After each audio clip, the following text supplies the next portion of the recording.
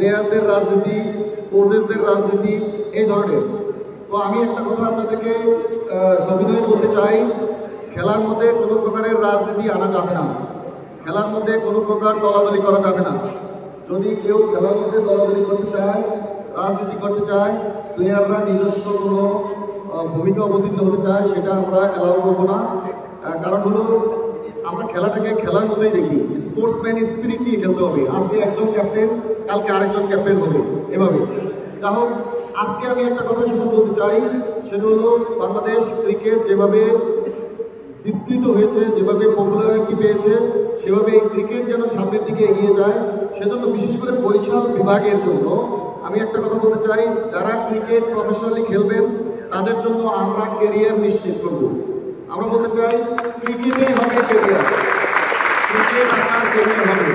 আপনার সামনে ভাইয়েরা যারা আছেন যদি লেখেন, আপনারা লিখবেন যে ক্রিকেটেই হবে ক্যারিয়ার।